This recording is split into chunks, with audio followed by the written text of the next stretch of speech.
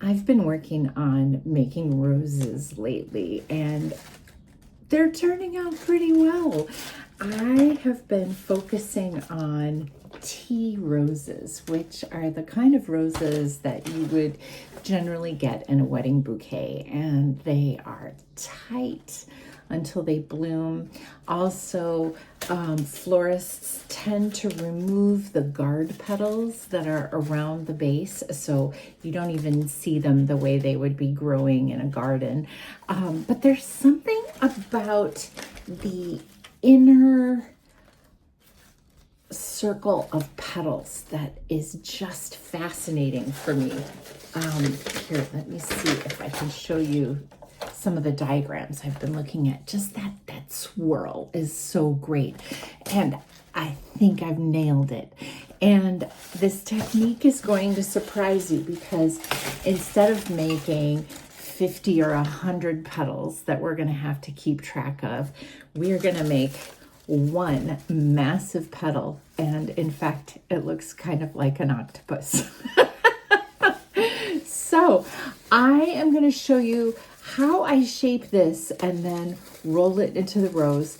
And then I'll show you my secrets for cutting this strip rose.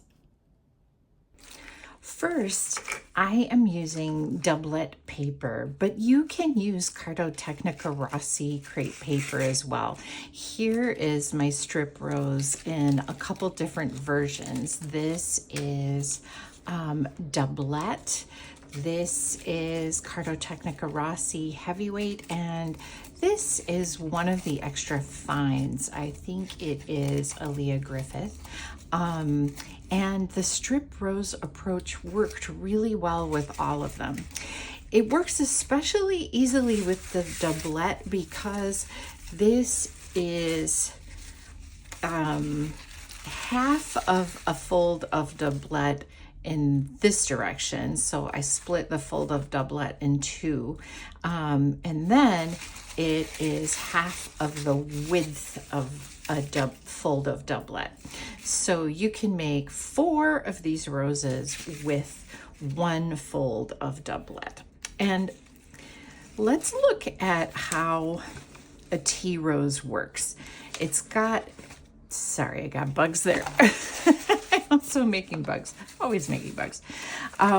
So the top of a tea rose has different kinds of swirl patterns. I'm pretty excited about the quicksand and also the mondial, but also look at the Sahara. Gorgeous, okay? So the top has a swirl. You can't see any of the center at all. If it did bloom fully in a garden, you would see a center, and probably these 2.5-inch tea roses would end up getting about that big, spread out in the garden at full bloom or past bloom. And one thing that you'll notice about the tea rose, or that I notice about the tea rose, is its shape. So an unbloomed or almost fresh out of the pack tea rose looks like a triangle, especially if the florist has removed some of its outer petals. It's got that triangle shape.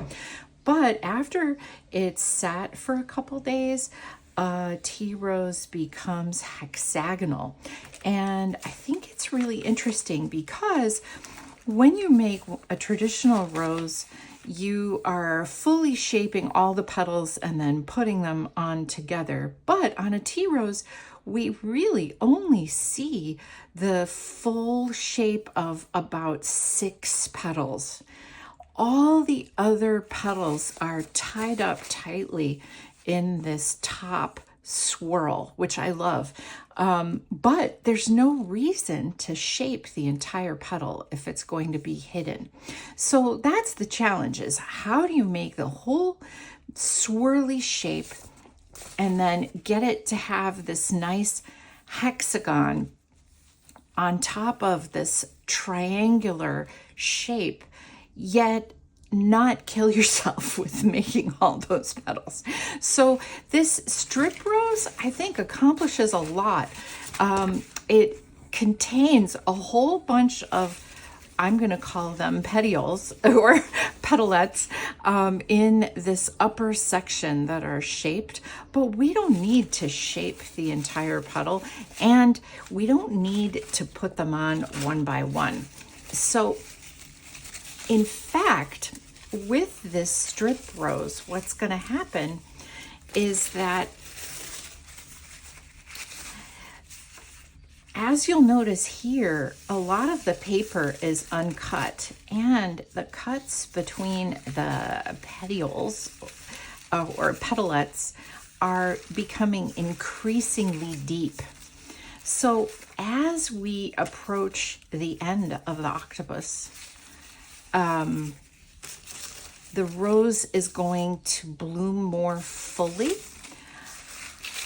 because over here, these uncut portions are going to function to keep the rose petals contained, almost like a corset or a girdle. And that's going to allow us to have these gorgeous shapes up top, and it's going to keep things contained in the middle.